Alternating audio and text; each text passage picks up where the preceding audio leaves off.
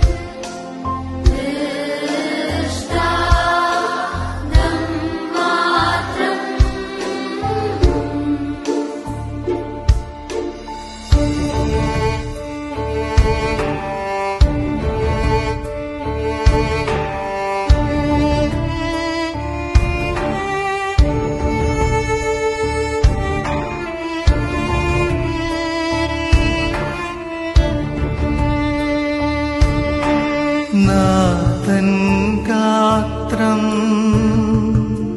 കണ്ണിച്ചോരാ പുണ്യസ്ഥലമേ തേ സൗഭാഗ്യം. ദൈവതിരുനാമത്തിന് മഹത്വമുണ്ടായിരിക്കട്ടെ. 340 വർഷക്കാലം മിസ്രൈമിൽ ഫറവോന്റെ അടിമത്തത്തിലായിരുന്ന ഇസ്രായേൽ ജനം 9 ബാധകൾ അവരെ ബാധിച്ചിട്ടും മിസ്രൈമ്യർ ഇസ്രായേൽക്കാരെ വിട്ടുകൊടുക്കുവാൻ മനസ്സായില്ല. ഒടുവിൽ 10ാമത്തെ ബാധ മിസ്രൈമ്യരുടെ ആദ്യജാതന്മാരും മൃഗസമ്പത്തുകളുടെ ആദ്യ കടിഞ്ഞൂലുകളും കൊല്ലപ്പെട്ടപ്പോൾ, സംഹാരദൂത താണ്ഡവമാടിയപ്പോൾ, മിസ്രൈമിലെ ആദ്യജാതന്മാർ കൊല്ലപ്പെട്ടപ്പോൾ, ഇസ്രായേൽ മക്കളുടെ കൂടാരങ്ങളിൽ ദൈവത്തിന്റെ കൽപ്പന അനുസരിച്ച് ആദ്യ കടിഞ്ഞൂലിന്റെ രക്തം കട്ടിളപ്പടികളിൽ മേൽ പുരട്ടിയപ്പോൾ സംഹാരദൂതൻ ഇസ്രായേൽ മക്കളുടെ കൂടാരങ്ങളിൽ പ്രവേശിച്ചില്ല. അന്ന് ഇസ്രായേൽ മക്കളുടെ വിടുതലിന്റെ രാത്രിയായിരുന്നു, വിമോചനത്തിന്റെ രാത്രി. അടിമത്തത്തിൽ നിന്നും പാലും തേനും ഒഴുകുന്ന കനാൻ നാട്ടിലേക്കുള്ള യാത്ര. ഇസ്രായേൽ മക്കൾ ആ സംഭവം അവരുടെ ജീവിതത്തിന്റെ ഭാഗമാക്കി മാറ്റി. പെസഹ അവരുടെ വലിയ പെരുന്നാളായി മാറ്റപ്പെട്ടു.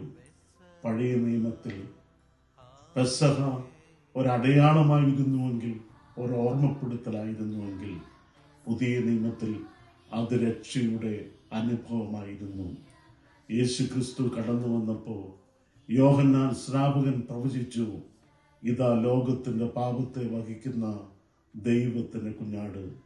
പരിശുദ്ധനായ പൗലോസ്ലീഹ പറഞ്ഞു, നമുക്ക് വേണ്ടി അറുക്കപ്പെട്ട മശീഹായാകുന്നു പെസഹ എന്ന്. യഹൂദന്മാരുടെ ആചാരമനുസരിച്ച് യേശു ക്രിസ്തുവും പെസഹ ആചരിച്ചു.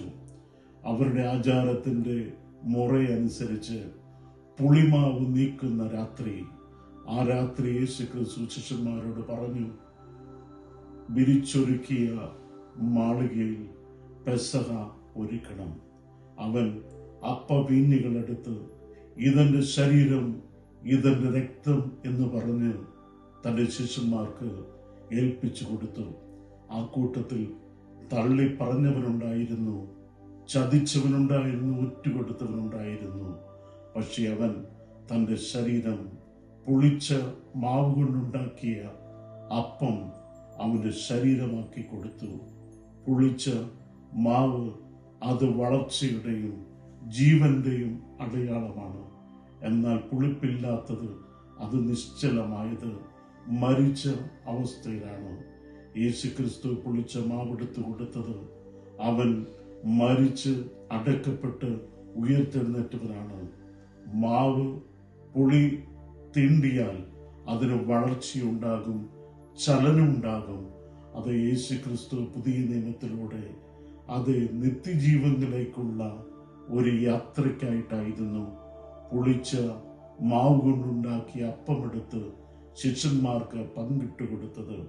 അത് ബലി അർപ്പിച്ചവൻ മണിക്കൂറുകൾക്കുള്ളിൽ ബലിവസ്തുവായി മാറ്റപ്പെട്ടു.